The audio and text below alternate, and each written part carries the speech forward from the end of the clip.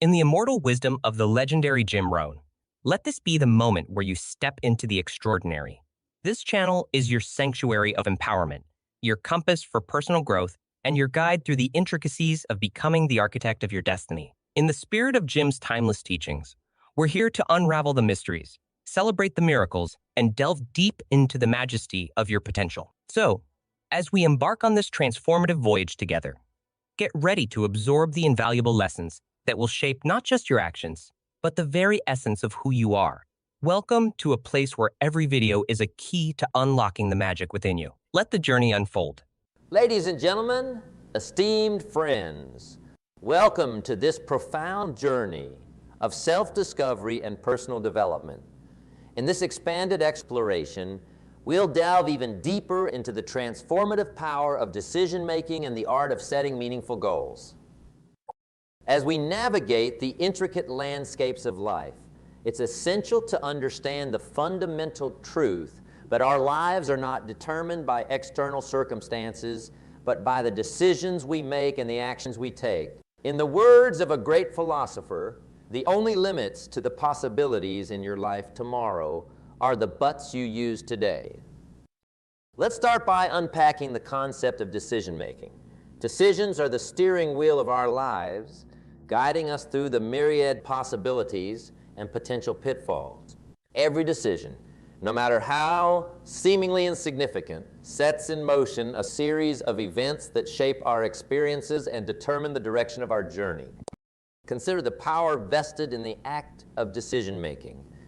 It's not just about choosing between options, it's about taking ownership of your life.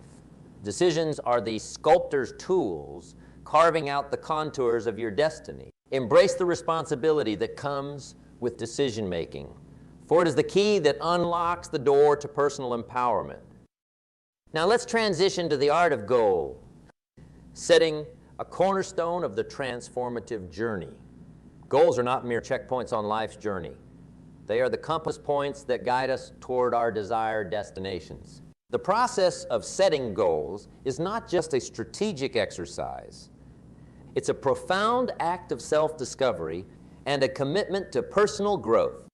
Consider the significance of setting meaningful goals that align with your values and aspirations. A well-defined goal serves as a lighthouse, cutting through the fog of uncertainty and providing clarity on the path ahead. It's not merely about achieving an outcome. It's about becoming the person capable of realizing that outcome. As you embark on the journey of setting goals, remember that the quality of your goals influences the quality of your life. Aim for goals that resonate with your authentic self, goals that stretch your capabilities and invite you to transcend your current limitations. The transformative journey is not just about reaching destinations. It's about evolving into the person capable of conquering new horizons. Now, let's explore the psychology behind effective goal setting. Goals, when crafted with intention and clarity, become powerful drivers of motivation. The process of setting goals ignites a sense of purpose, infusing your actions with meaning and direction. When you have a compelling why behind your goals, the how becomes a journey of self-discovery and growth. Consider incorporating the SMART criteria into your goal-setting process: specific, measurable, achievable, relevant, and time-bound. Specific goals provide clarity. Measurable goals offer tangible markers of progress. Achievable goals maintain motivation. Relevant goals align with your values. And time-bound goals create a sense of urgency. As you set your sights on ambitious objectives, remember that the journey is just as significant as the destination. The pursuit of a goal is an odyssey of growth, self-discovery, and the cultivation of resilience. Think of a goal not just in terms of what you will achieve, but more importantly, in terms of who you will become in the process. Now let's delve into the concept of visualization as a potent tool in the goal-setting process. Visualization involves creating a mental image of your desired outcome, engaging your senses, emotions, and beliefs in the process. It's not just wishful thinking. It's a strategic practice that aligns your subconscious mind with your conscious goals. Close your eyes and vividly imagine the realization of your goal. See the details, feel the emotions, and internalize the belief that it is not a matter of if, but when. Visualization is a practice embraced by athletes, entrepreneurs, and high achievers across various fields. It serves as a bridge between your current reality and the future you aspire to create. As you embark on the transformative journey of goal setting, recognize the importance of adaptability. Life is dynamic and circumstances may change. Embrace the flexibility to adjust your goals when necessary while staying committed to the essence of your vision. The transformative journey is not a rigid march, but a dance with the rhythm of life. As we navigate the ebb and flow of life, resilience becomes our steadfast companion. Life, in its infinite wisdom, presents us with challenges, setbacks, and unforeseen circumstances. How we respond to these challenges defines our character and shapes our destiny. Resilience is not just about weathering the storm. It's about harnessing the storm's energy to propel you forward. Think of a setback not as a roadblock, but as a detour leading you to new perspectives, insights, and strengths you never knew you possessed. The transformative journey is not a smooth, linear path, but a dynamic dance with the rhythms of personal growth. Consider the analogy of a tree standing tall in a storm. The winds may blow and the branches may sway, but the deeply rooted tree remains unshaken. In the same way, resilience is about anchoring yourself in your core values and beliefs, allowing the winds of change to shape you without uprooting your foundation. Now let's explore the different dimensions of resilience. Emotional resilience involves acknowledging and navigating through the spectrum of emotions that accompany life's challenges. It's not about suppressing emotions, but understanding them, learning from them, and using them as stepping stones for growth. Cognitive resilience is the ability to maintain clarity of thought and focus in the face of adversity. It's about reframing challenges as opportunities for learning and finding solutions amidst chaos. The resilient mind sees setbacks as temporary and setbacks as setups for future success. Social resilience emphasizes the importance of our connections with others. Cultivating a strong support system, fostering positive relationships, and seeking help when needed are integral aspects of social resilience. In the interconnected web of humanity, we draw strength from our bonds with others. Now, let's discuss the transformative power of embracing challenges. Every challenge, whether big or small, carries within it the seeds of growth. It's in the crucible of challenge that our character is forged and our potential is revealed. Embrace challenges not as obstacles, but as opportunities for self-discovery and resilience. Consider the concept of post-traumatic growth. The idea that individuals can emerge stronger and wiser from adversity. It's not the absence of challenges that marks a successful journey, but the ability to overcome them with grace and determination. Resilience, therefore, is not just a reactive response. It's a proactive approach to life's uncertainties. As you navigate the transformative journey, cultivate the mindset of a lifelong learner. Embrace each experience, whether positive or negative, as an opportunity to gain wisdom and insights. The transformative journey is a continuous process of evolution, a dynamic dance with the rhythms of personal growth. Consider the analogy of a sculptor chiseling away at a block of marble. With each strike, a piece of the unnecessary is removed, revealing the true beauty within. Similarly, with every goal pursued and every obstacle overcome, we chip away at the layers that obscure our authentic selves. The transformative journey is a continuous process of sculpting, refining, and revealing the masterpiece that is you. Now let's explore the interconnectedness of resilience with adaptability. Resilience is not a rigid resistance to change, but a flexible response to it. Life is dynamic and circumstances may embrace the adaptability to adjust your sails while staying true to the course of your values and aspirations.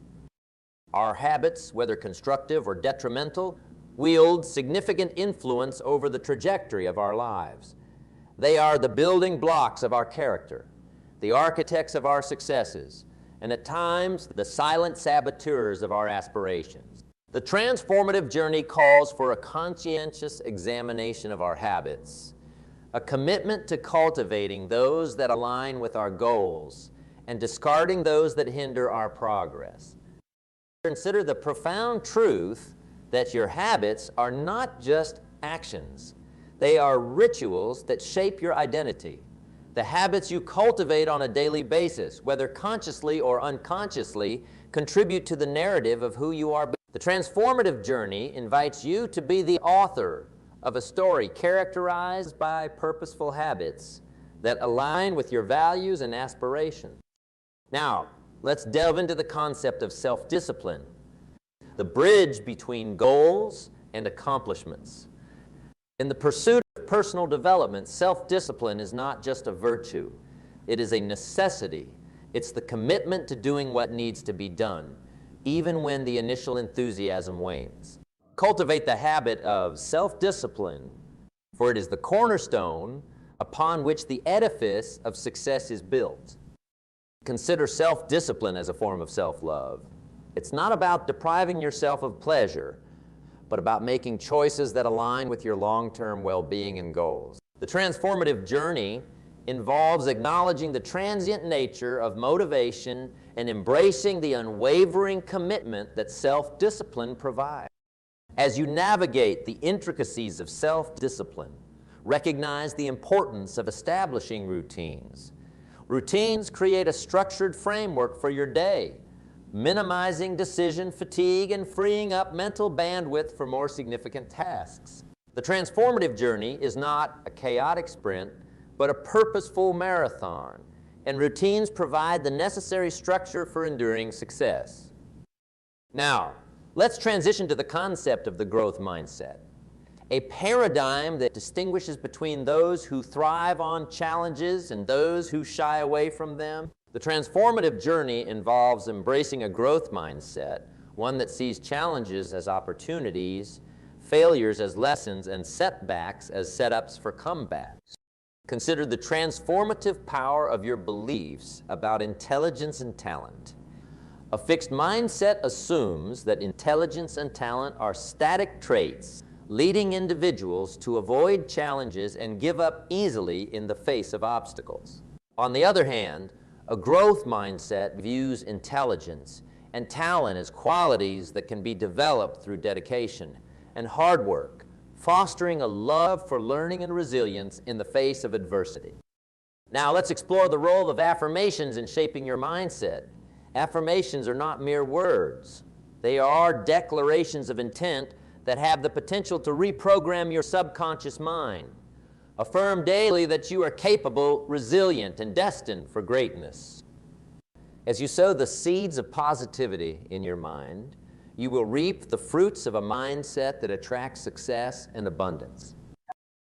Consider the transformative journey as a continuous process of unlearning and relearning. The growth mindset invites you to challenge limiting beliefs, embrace failures as stepping stones to success, and view effort as the path to mastery. As you embody a growth mindset, challenges become opportunities for growth, and setbacks become launch pads for future achievements. In the grand symphony of life, the transformative journey is not a solitary endeavor, but a communal experience. Consider the impact of your habits, self-discipline, and growth mindset on those around you.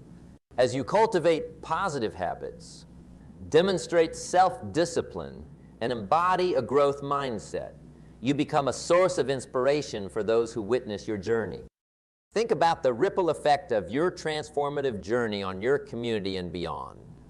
The principles of personal development, when embraced collectively, have the potential to create a ripple effect of positive change.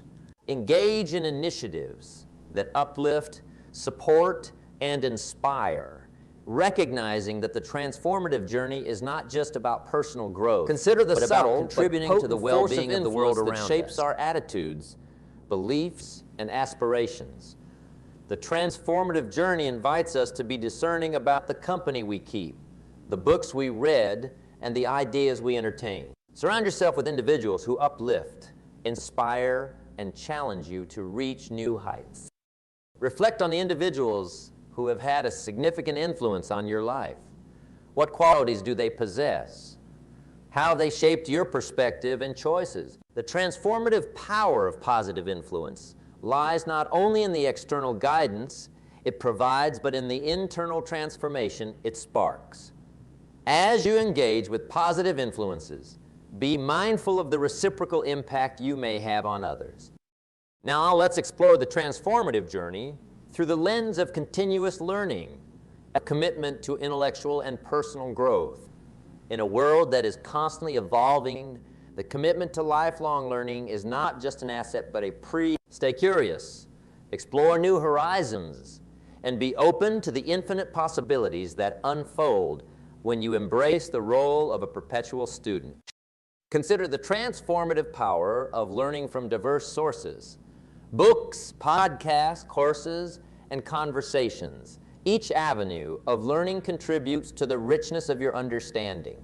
The transformative journey involves breaking out of intellectual comfort zones, challenging preconceived notions, and embracing the expansive world of knowledge that awaits. As we navigate the intricate landscapes of personal development, let's acknowledge the importance of gratitude. Gratitude is not just a pleasant sentiment, but a transformative force that enhances our well-being and attracts more of what we appreciate into our lives. Cultivate the habit of gratitude, for it is the alchemy that turns ordinary moments into extraordinary blessings. Now let's delve into the concept of the perpetual student mindset, an approach to life that recognizes every experience as an opportunity to learn. The transformative journey is not about reaching a destination of knowledge, but about adopting a mindset that views the journey itself as a continuous education.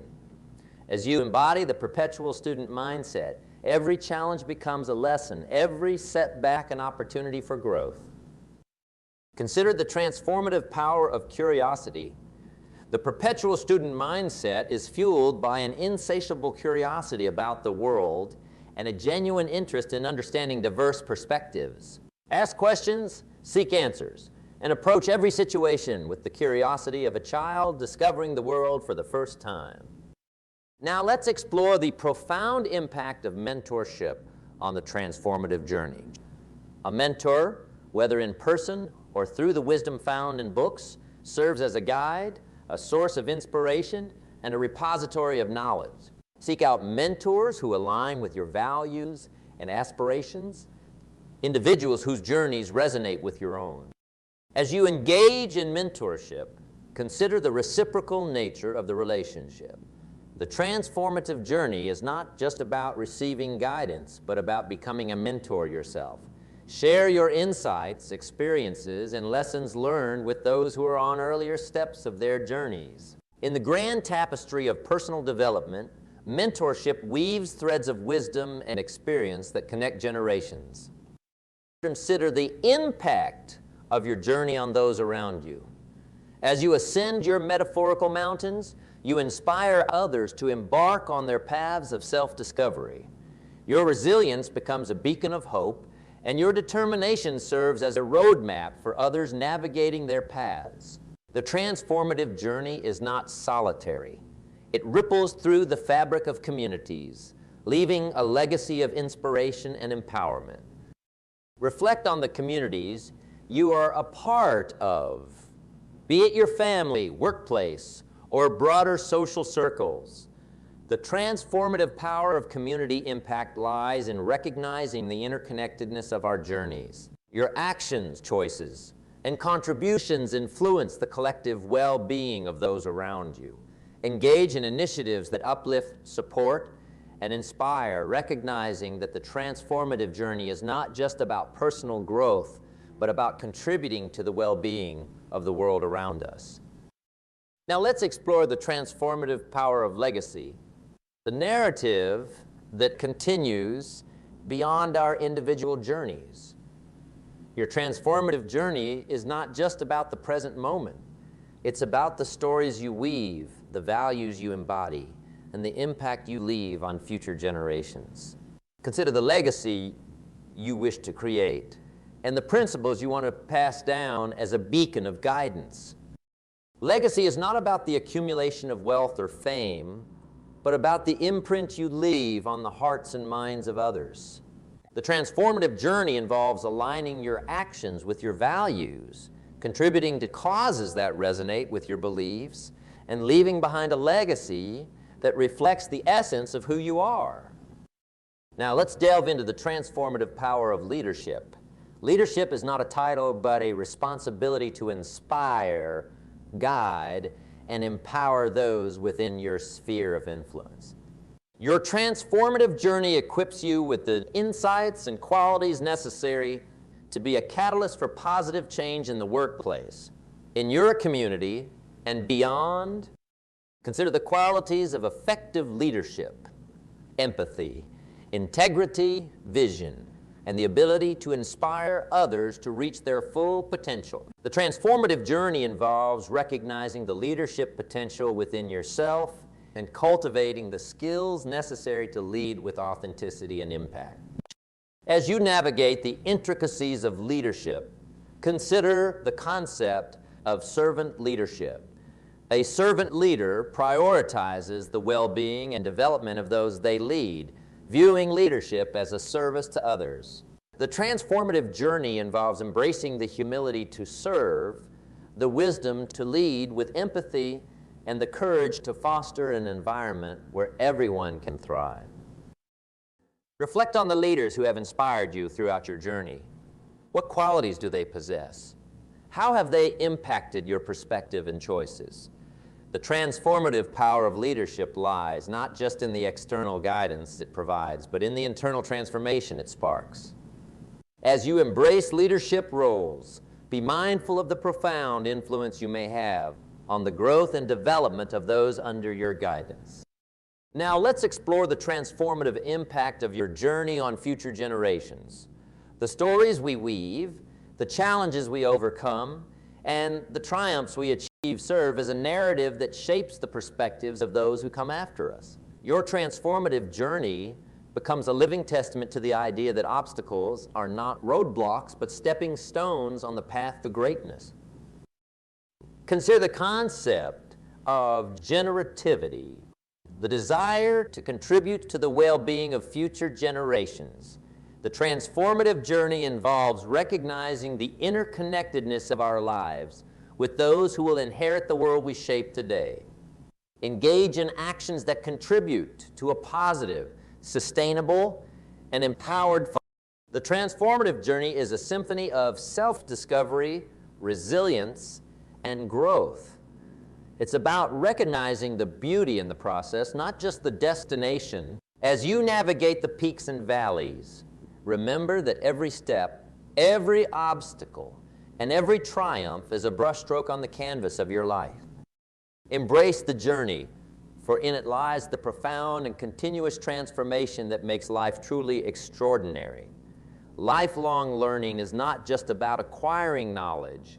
It's about evolving into the person capable of embracing the ever-changing landscape of existence. The transformative journey is not a destination, but a perpetual exploration of the boundless possibilities that unfold when we commit to being lifelong students of life. Consider the transformative power of curiosity, the childlike wonder that propels us to ask questions, explore new horizons, and challenge our existing paradigm. The transformative journey involves nurturing and preserving this curiosity as we age, recognizing it as the engine that drives the continuous expansion of our understanding and the broadening of our perspectives. As we navigate the transformative journey, let's acknowledge the importance of gratitude. Gratitude is not just a pleasant sentiment, but a transformative force that enhances our well-being and attracts more of what we appreciate into our lives. Cultivate the habit of gratitude, for it is the alchemy that turns ordinary moments into extraordinary blessings. Now let's explore the ripple effect of transformation. The transformative journey is not a solitary endeavor, but a communal experience. Consider the impact of your journey on those around you. Your actions, choices, and the way you navigate challenges become a source of inspiration for others. Your resilience becomes a beacon of hope, and your determination serves as a roadmap for others navigating their paths. The transformative journey involves recognizing the interconnectedness of our lives, understanding that the positive changes we make within ourselves have the potential to create a ripple effect that extends far beyond our individual experience. Think about the profound influence you can have on your community and beyond. Engage in initiatives that uplift, support, and inspire, recognizing that the transformative journey is not just about personal growth, but about contributing to the well-being of the world around us. The transformative power of collective efforts can create a wave of positive change that transforms not only individuals, but entire communities. Reflect on the concept of legacy. Your transformative journey is not just about the present moment. It's about the stories you weave, the values you embody, and the impact you leave on future generations. Legacy is not about the accumulation of wealth or fame, but about the imprint you leave on the hearts and minds of others. Consider the legacy you wish to create and the principles you want to pass down as a beacon of guidance. The transformative journey involves aligning your actions with your values, contributing to causes that resonate with your beliefs, and leaving behind a legacy that reflects the essence of who you are. Now, let's explore the interconnectedness of resilience with adaptability. Resilience is not a rigid resistance to change, but a flexible response to it. Life is dynamic, and circumstances may shift. Embrace the adaptability to adjust your sails while staying true to the course of your values and aspirations. In conclusion, my esteemed audience, the transformative journey is not a destination, but a continuous process of self-discovery, resilience. Embrace the journey, recognizing that the art of lifelong learning and the ripple effect of transformation are not just concepts, but guiding principles that illuminate the path to a purposeful and impactful life. May your transformative journey be characterized by a commitment to lifelong learning, gratitude, and the awareness of the ripple effect of positive change. Thank you for joining me on this profound exploration. As we continue our journey, let's unravel the next layers of personal development, focusing on the transformative power of influence, continuous learning, and the perpetual student mindset. Get ready for next month this month. Get ready for next year this year.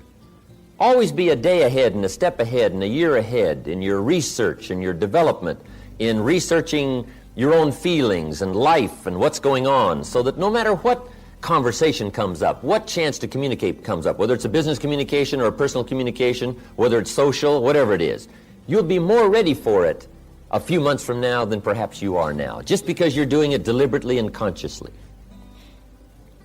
So that's number one, have something good to say. First step to good communication. Here's the second step. Say it well.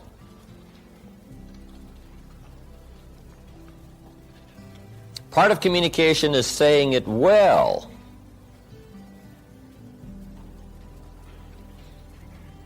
And there are some key points on saying it well. Having a good conversation that gets your point across, but also gets the job done. Saying it well is a matter of repetition, conscious repetition. Some people say it over and over and over, but they don't get any better at it. But conscious participation, repetition, will help you to say it better.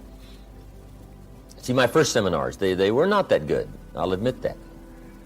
But guess what? I did it again with the thought in mind of getting better. I did it again with the thought in mind of getting better. Okay? I practiced it some more. I did it some more. I went over it again. I went over it again. And sure enough, if you do it over and over and over and over consciously with the thought of getting better, guess what? Anybody can get better. People often wonder why I can do the evening seminar, 3.5 hours, most of you have been there, and I don't use any notes. Interesting. Once in a while someone asks me, how can you do 3.5 hours and you don't use any notes? And it's very simple. Anybody could do it. Guess why I'm able to do it? I've done it a few thousand times. See, if you do something a few thousand times consciously, sure enough, you will get better and better and better. So whatever you're doing now in the way of communication, the question to ask is, how long do you want it to take to get good at it? You say, well, I want to get good right away. Then you got to do it over and over and over and over. Repetition helps you to get better. So the second step to good communication is saying it well. Now there's some other points on saying it well. Here they are. 1, say it with sincerity. And I don't know any substitute for sincerity.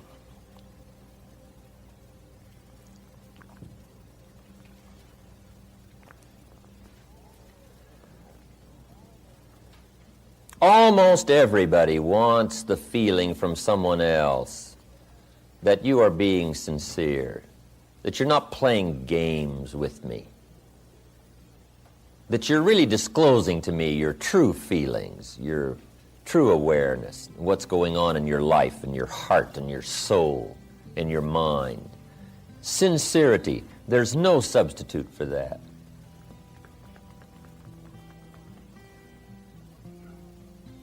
Once in a while, someone asks me, when the seminar's finished, they say, look, Mr. Rohn, everybody's gone now, but tell me the truth now. That story you tell about meeting Mr. Schoaf when you were 25 years old, and he hired you, you went to work for him, spent 5 years with him, he taught you the principles, how to turn your life around. He said, now that's just a story, right? That didn't really happen. Isn't that just a story to make all this sound good? Isn't that interesting that somebody would ask me if that was just a story or not, or if it really happened? To be sincere, it's got to be true. You just can't come up with sincerity telling an erroneous story. Now, you might make it sound sincere, but sure enough, someday it'll come back to haunt you. Saying it well is saying it sincerely. Saying it well is saying it accurately. You don't want a lack of credibility to creep into your communication. So you just got to be sincere. Tell the truth. The truth is so powerful, you don't need to dress it up with fiction. Another part of saying it well is saying it with brevity. Don't linger too long on any one point, because I got a good disclosure for you. The human attention span is short. You can't linger too long on any one thing. You've got to move along. So brevity. I used to tell long stories. And I stretched them out so long, people forgot the beginning by the time I got to the end. And now the end doesn't make much sense, right? Because you can't hook them both up. I just drug them out too long. People get weary. You just got to practice being brief. Short. Attention span is short. The best practice on this is to practice with kids, because their attention span is really short, right? And they don't mind telling you, right? You start talking to the kids, right? And kids say, how long is this going to take, right? I mean, right away they get the feeling you're going to take 30 seconds. And you should only take 10, right? I mean, they get bored right away. So short. Make your stories short. Be brief in your illustrations. If you're going to say, here's something that happened to me one time. Don't give people a feeling now that you're about to launch into a 20-minute story. Just Make sure you get the feeling across that you're going to be brief. It isn't going to take long. You're going to get the story across. And I guess part of that is our high-powered, speeded-up way of living, especially in this country. But it is true. If you want to be effective in communication, you've got to be brief. On any one point, you can't linger long. And I think I've lingered long enough on that point. Next, saying it well is saying it with style. Now, part of style is your personal style. And this involves a whole lot of things. It can involve gestures. It can involve facial expressions. You talk with your eyes. You know, you speak with your facial expressions as well as with your words. Some people talk more with their hands. That's part of your style. Gestures, all of that. Now here's the key on this, is to develop your own style. However, be a student of style.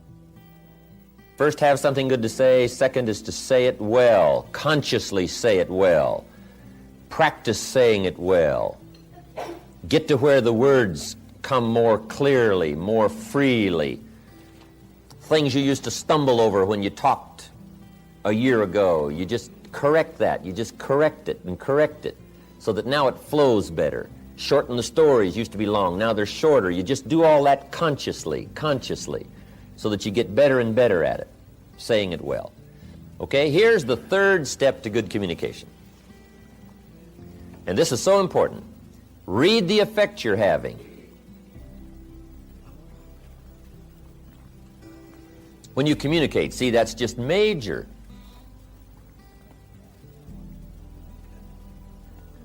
Study your audience, whoever your audience may be. If it's one of your children, you just study what's happening to them while you're talking. Right? Look in their eyes, look in their face. Analyze what's going on between you and whoever you're talking to, another person.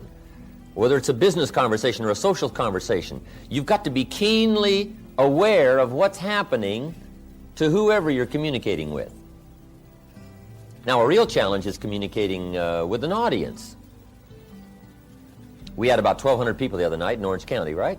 And I've got to make sure that everybody from down here, down in front, way in the back, how to gather up 1,000 people's attention, right, for the 3.5-hour period. Now, that's a real challenge. I didn't used to be that good at it. In fact, when I first started lecturing, I was hardly aware of my audience. I was so absorbed in my notes and my material, guess what? They could have all got up and left, and I would have never known it. I wouldn't have missed them. I'd have just kept right on talking, right? Because I was so absorbed in the material, I was so absorbed in trying to say it right and do it right, that I was not aware of what was going on with my audience. But you've got to read the effect you're having for a really effective communication. Now, if it's just an informal communication situation, you can just ask the question, do you read me? Right? Does it make sense? Did I say it well? And you get this feedback right. So you can actually start checking how you're doing with somebody if it's informal. You can just ask. Okay? Now, what you've also got to learn to do is read some of the subtle things that are going on with whoever you're talking to. Because especially humans, or especially adults, you know, when we get a little older, we have these tricky ways of looking like we're interested when we're really not. And if you want to be a good communicator, you just got to pick up some of those signals. Now, part of it you can pick up by what we call body language. Some people just sort of quickly disclose their feelings about whether or not you're effective or it's coming across, and they just sort of relay to you by their, what we call body language. It's kind of a new study. I haven't studied that much about it, but there is a book called How to Read a Person Like a Book. How to Read a Person Like a Book by Nuremberg. You just might make a little study on that. Now, don't get too involved in it, because sometimes you can so watch somebody in the way they blink their eyes and you know, you're looking at their ears and looking at their hair, and now you get too carried away and trying to figure out, you know, all about them. But you can get some indication. But here's what'll play you good no matter what. It's called just pure common sense. You just look at somebody, you can kind of tell. If somebody just folds their arms and they tuck their head down like this, sure enough, you've probably got some more selling to do. I mean, you've got to pour it on, or maybe you should change the subject, or maybe you should quit, right? You just kind of analyze, you know, what's going on here, right?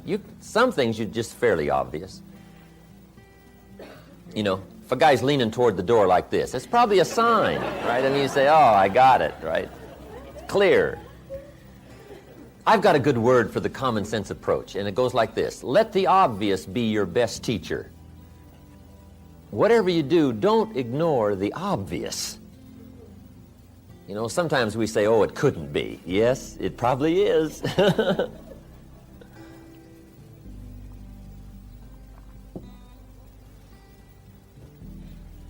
But adults especially, sometimes this is a bit tricky.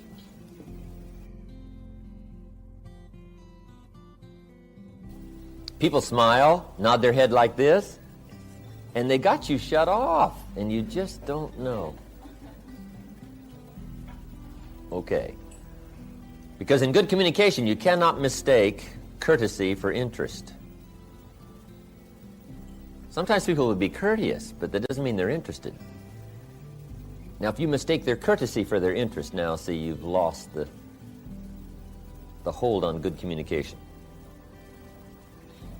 Also, you can also develop a sense of picking up signals. I think the women probably have it over on the men when it comes to this sort of sixth sense of being able to tell, no matter what the situation looks like. Women have this uncanny gift. I guess men can develop it, but the women already have it. You know, the antenna is out. I mean, they pick up signals nobody else can pick up. I mean, the men don't have a chance. I think part of it is because until the industrialized society came, women were primarily the protectors. The man was the provider, right? He was gone. He was out there getting the game or whatever, and the woman was the protector. So I think the woman has devised these incredible sensitivities to danger and what's going on, what's happening. They're uncanny. Even the Bible says there's sheep and there's the shepherd, and then there's the wolves. That's what it says. Life is kind of like that, shepherd and sheep and wolves. It says also some wolves are so clever they've learned to dress up like sheep and talk like sheep, I guess. That's what it says. Some are wolves in what? Sheep's clothes. Now, see, you got to be clever. Huh. The man says, well, looks like a sheep, talks like a sheep. Woman says, ain't no sheep. I mean, take my word for it.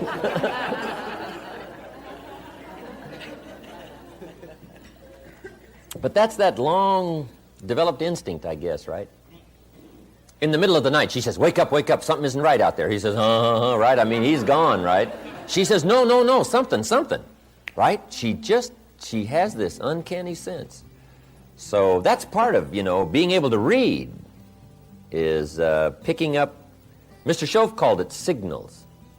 He says we all throw off signals, vibrations.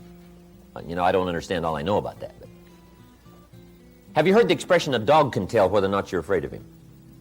I guess that's true. We throw off a certain kind of signal, and animals, right, they just pick it up, they know. And you can't fake them out, right? You can say, I'm not afraid of you. Dog says, who are you kidding, right? I mean, come on. Okay, being able to read. That's so important, reading your audience. How you're doing. Should you speed up? Should you slow down? Should you change the subject? Should you be a little stronger? Just be more aware of whoever you're talking to, right? Look a little more intently at somebody. Try to pick up what's happening between you and the audience or the person or the child or the business partner. You can't believe how it will affect your ability to communicate if you'll practice this part of picking up what's happening between you and someone else. Now here's number 4. Then we're going to take our first break. The 4th step to good communication is intensity. Strong feelings. Here's what changes the whole effectiveness of good communication. Strong feelings. In affecting other people with words, here's a key breakdown to keep in mind. And it goes like this. To affect other people with words, it's 20% what you know, and it's 80% how you feel.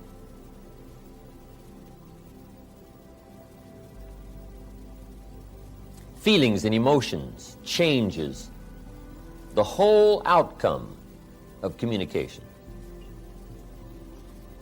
Intensity.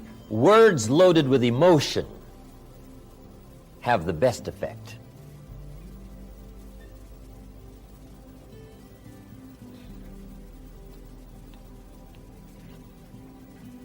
Words might be like a little straight pin, right? When a guy buys a shirt, right?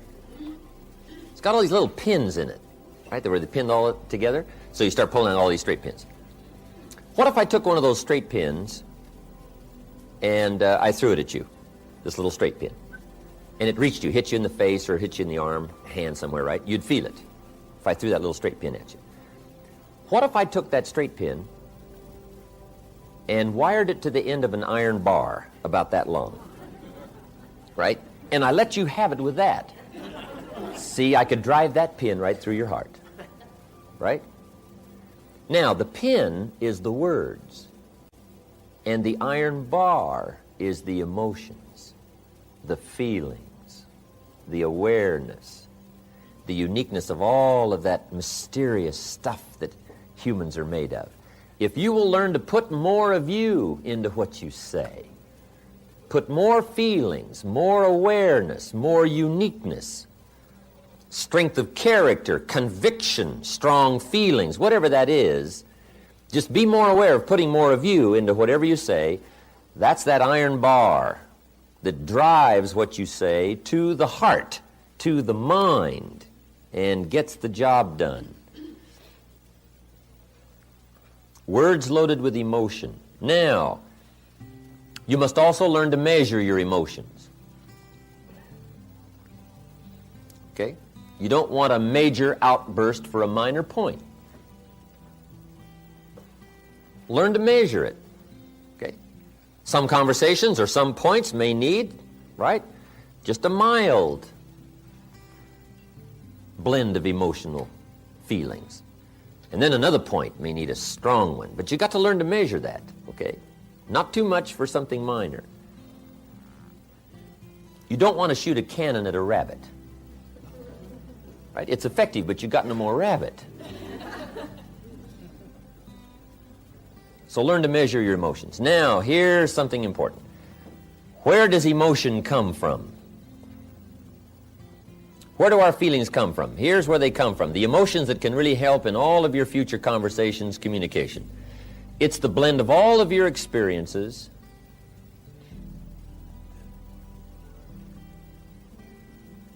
and how they have affected you. The blend of all of your experiences and how they have affected you.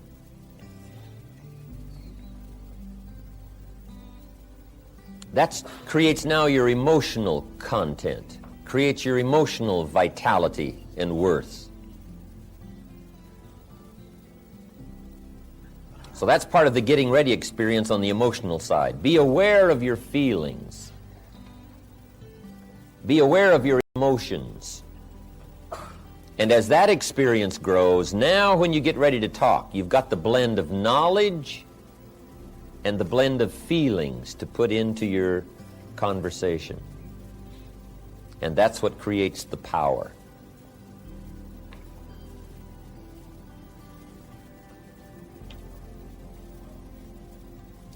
Now I have one more point and we'll take our break. It says, don't forget to say it. Part of communication is simply being aware that more often than not, things need to be said. It's pretty easy to take for granted, especially the people that are close around us, that they already know how we feel.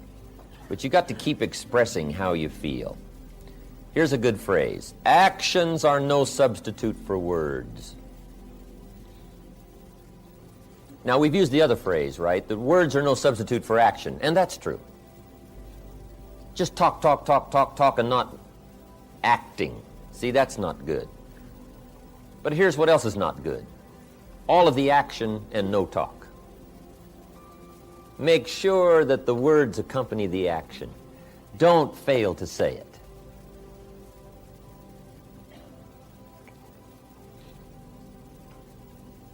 Probably one of the greatest difficulties in married life is this breakdown in communication, not clearing the air often enough, not keeping this open dialogue going constantly.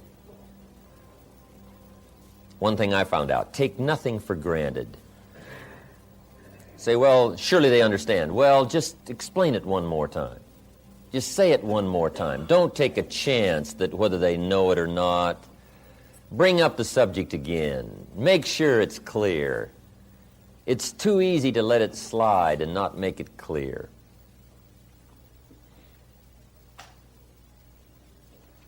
Especially the people around you. Say, how often do you have to tell the people that you love them? How often? Answer, often. Often.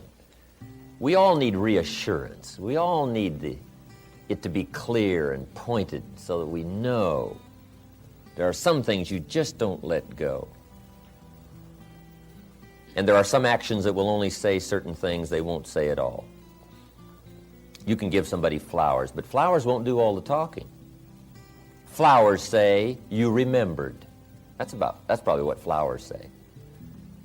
But flowers don't say, you do incredible things to me. Nobody affects me like you do.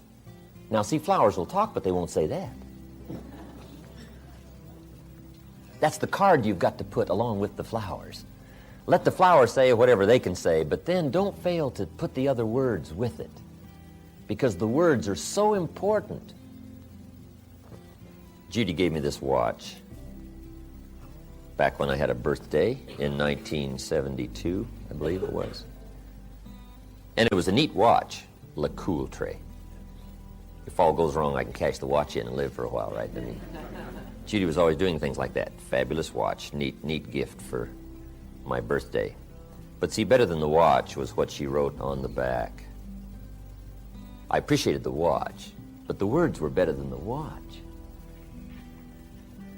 On the back, she had inscribed, my love for all time. Your Judy, September 1972. See, the watch was neat, but the words. She could have put the words on a Mickey Mouse watch. Pardon me, Walt. I didn't mean to downgrade your mouse. But see, the words were what was really important. So I'm saying, let actions speak, but make sure the actions don't substitute for the words. Make sure you say it. And if you'll make sure you'll say it, you'll get better at it. You'll get the practice. You'll learn to put more feelings in it. You'll learn to say it well, say it better. And this whole process of communication for you, if you don't treat any of it casually, will start to grow. And you will be even startled in the next few weeks, the next few months, at what happens as a result of your future conversations if you become more aware of these things that we have just talked about. Sensitivity, fascination, interest, working knowledge, having something good to say, saying it well, reading the effect you're having, and the intensity of strong feelings.